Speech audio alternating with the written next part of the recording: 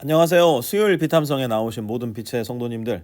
한 주의 절반쯤 왔을 때 만약 우리가 신자라면 우리 마음속에 묻고 답해야 될 질문이 하나 있습니다. 그게 뭐냐면 나는 이번 한 주 내 마음속에 마치 사탕을 빨고 핥아 먹듯 그렇게 생각하고 묵상하고 즐거이 혹은 매우 불편한 마음으로 붙잡고 순종하고 있는 말씀이 있는가? 여러분 한번 스스로에게 물어보세요. 나에게 이번 한 주 그런 말씀이 있는가? 만약 혹여라도 한 말씀도 생각이 나지 않는다면 오늘 말씀을 꼭 붙들고 갈 수 있는 저와 여러분이 되었으면 좋겠는데요. 제가 기도하고 오늘 말씀 속으로 한번 들어가 보겠습니다. 하나님, 밥은 한 끼만 안 먹어도 배고프다 신경질 나고 먹방을 하염없이 바라보며 나도 저거 먹고 싶다. 저 식당 한번 가봤으면 한국 가면 저기 꼭 가야지. 마음을 먹으면서도 우리의 영의 양식인 하나님의 말씀은 하루를 굶고 이틀을 굶어도 아무렇지도 않은 듯 살아가는 우리의 우둔함을 불쌍히 여겨 주십시오. 밥을 먹듯 하나님의 말씀을 먹게 해주시고 맛있는 음식을 즐거워하듯 하나님의 말씀을 즐거워할 수 있는 우리가 되게 하여 주십시오. 예수님의 이름으로 기도합니다. 아멘. 오늘은 사무엘하 6장 12절에서 15절까지 말씀 우리 함께 공부해 볼 텐데요. 먼저 12절 말씀을 같이 한번 읽어보도록 하겠습니다. 시작.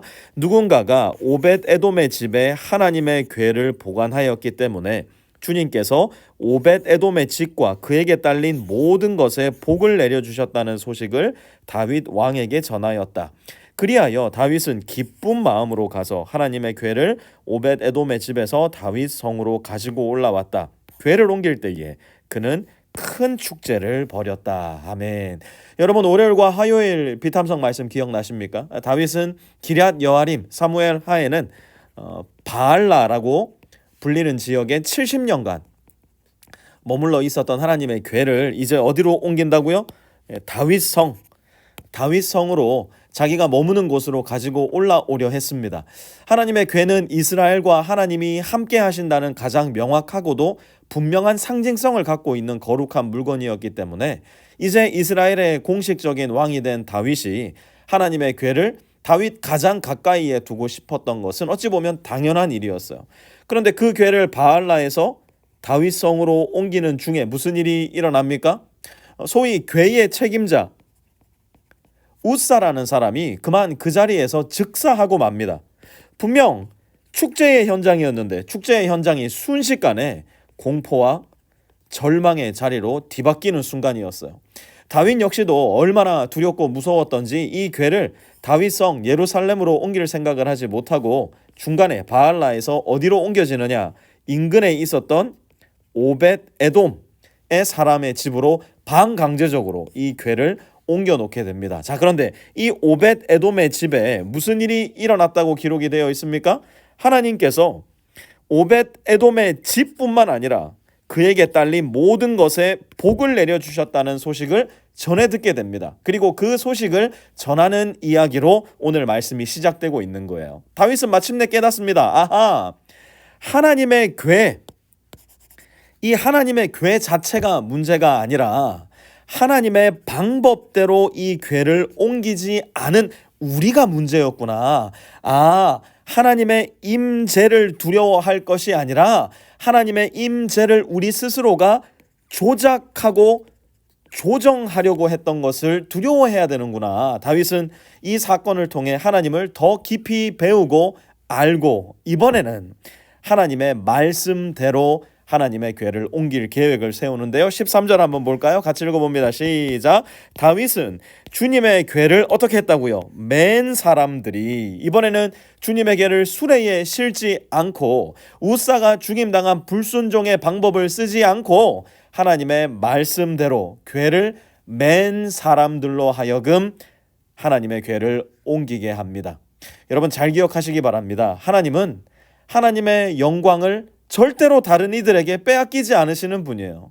하나님의 영광이 다른 이들에게 빼앗기는 순간 거기에는 온갖 종류의 불의, 악, 죄가 틈타기 때문에 그래요. 그래서 하나님의 궤를 나르던 우사가 죽임을 당할 수밖에 없었던 겁니다. 이제 그 원인을 알게 된 다윗은 하나님의 궤를 하나님의 말씀대로 레위인들로 하여금 울러매게 했고요. 더 나아가 13절 계속 읽어볼게요. 다윗은 주님의 궤를 맨 사람들이 6걸음을 옮겼을 때에 행렬을 멈추게 하고 소와 살찐 양을 제물로 잡아서 바쳤다.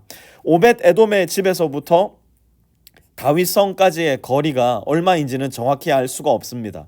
하지만 매번 한 발짝, 두 발짝, 세 발짝, 네 발짝, 다섯 발짝, 6발짝을 옮길 때마다 소와 기름진 양을 제물로 잡아서 바쳤다? 이것은 그야말로 가장 낭비스러우며 가장 사치스러운 제사였음에 틀림이 없습니다.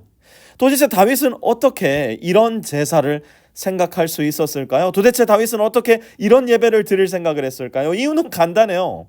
그의 마음에는 하나님을 향한 사랑과 경애와 찬양과 감사가 주체할 수 없을 만큼 흘러나오고 있었기 때문이에요. 마치 사랑하는 연인을 위해서라면 나의 모든 것을 내어주어도 전혀 아깝지 않은 멋진 남자친구처럼, 사랑스러운 여자친구처럼 다윗은 하나님께 모든 것을 드려도 전혀 아깝지 않았던 그의 순전한 마음을 지금 하나님께 올려드리고 있었던 겁니다.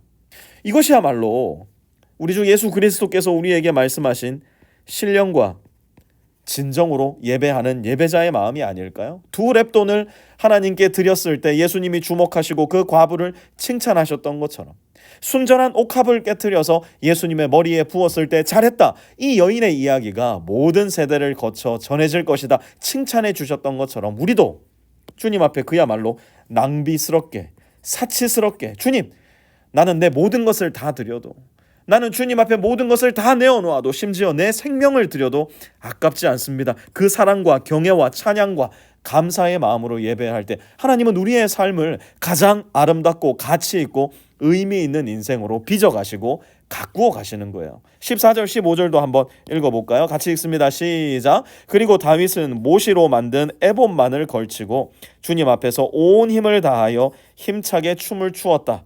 다윗과 온 이스라엘 가문은 환호성을 울리고 나팔 소리가 우렁찬 가운데 주님의 궤를 옮겨왔다. 아멘. 다윗이 무엇만을 걸쳤다고요? 모시로 만든 에봇만을 걸쳤대요. 에봇은 흔히 제사장들만 입는 옷으로 생각하는 경우가 있는데요. 사실 예배하는 모든 사람들이 입을 수 있는 옷이기도 했습니다. 분명한 것은 에봇은 무엇이 아니다? 왕복이 아니었다는 거예요. 화려하고 모든 사람들의 이목을 끄는 왕복과는 반대로 모시로 만들어진 에봇은 다윗의 모습을 즉각적으로 다른 모든 사람들과 똑같은 모습으로, 다른 말로 하자면 평범하고 초라한 모습으로 만들어버렸을 거예요. 하지만 다윗은 거기에 아랑곳하지 않아요. 왜 그랬을까요? 영광받을 대상, 찬양받을 대상, 이 자리에서 드러나고 보여지고 주목되고 높임받아야 할 대상은 누구밖에 없으니까요. 오직 하나님 한 분밖에는 없으셨기 때문이에요. 그리고 하나님 한 분이 영광 받으시고 높임 받으신다는 그 사실이 얼마나 즐겁고 행복했던지 다윗은 주님 앞에 온 힘을 다해 힘차게 춤을 춥니다. 사랑하는 빛의 성도 여러분, 부끄러운 고백이지만 저는 솔직히 아직도 제 자아가 너무나 서슬퍼렇게 살아 있어가지고요, 교회에서 공예배를 드리는 중에 이렇게 하나님만 생각하면서 춤을 추기가 참 어렵더라고요. 제가 춤을 추면 제 시선이 위를 향하지 않고 자꾸 뒤를 향해요. 여러분들을 향하게 되더라고요. 누구 집사님이 나보고 미쳤다 그러면 어떡하지? 누구 형제가 나보고 돌았다 그러면 어떡하지? 모르겠습니다. 제가 좀 더 성화가 되고 나면 어떻게 변하게 될지 잘 모르겠지만, 솔직히 지금은 모두가 모여있는 장소에서 다윗처럼 이렇게 온 힘을 다해 힘차게 하나님 앞에서 춤을 추지는 못하겠더라고요. 그래서 가끔씩은요, 이렇게 아무도 없는 화장실에 들어가서요, 거울을 보면서 주님, 내 예배를 받아주세요. 주님이 정말 좋습니다. 주님이 정말 사랑스럽습니다. 그래서 이렇게 주님 앞에서만 춤을 춥니다. 제가 거울 보면서 막 하나님께 춤을 출 때가 있어요. 제가 몸치거든요. 제 춤이 진짜 엉망진창인데요, 그 춤을 주님 앞에서만 출 때, 주님만 의식하며 출 때 전 확신하고 있어요. 그 엉망진창의 몸부림이 하나님 앞에서는 어여쁜 예배가 되고 주님만 받으시는 영광이 될 수도 있다는 사실. 오늘 하루 하나님만 의식할 수 있는 여러분의 장소 혹은 시간, 방법을 한번 찾아보셨으면 좋겠어요.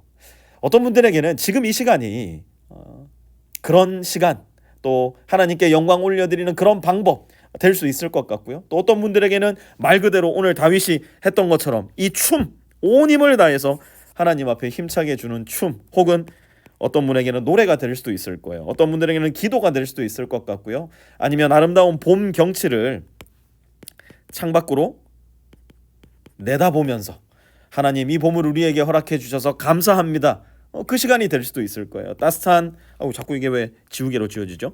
따스한 봄바람을 산책길에 온 얼굴로 맞이하는 순간이 아마 될 수도 있을 텐데, 어떤 방법이로든지 간에 하나님, 제가 주님만 높입니다. 주님만 찬양합니다. 주님께만 감사를 드립니다. 주님만 나로 인해 영광 받아 주십시오. 가장 순전하고 가장 진실된 고백과 예배를 하나님께 올려드릴 수 있는 그 순간을 경험하는 저와 여러분 오늘 살아갈 수 있었으면 좋겠습니다. 하나님, 우리 빛의 성도들을 통해서 우리의 춤, 노래, 일기, 기도, 주방일과 요리, 육아와 청소, 심지어 멍 때리기를 통해서도 주님만 영광 받으시는 그 시간 주님께 드릴 수 있는 우리 모든 빛의 성도들 되게 하여 주십시오. 예수님의 이름으로 기도합니다. 아멘.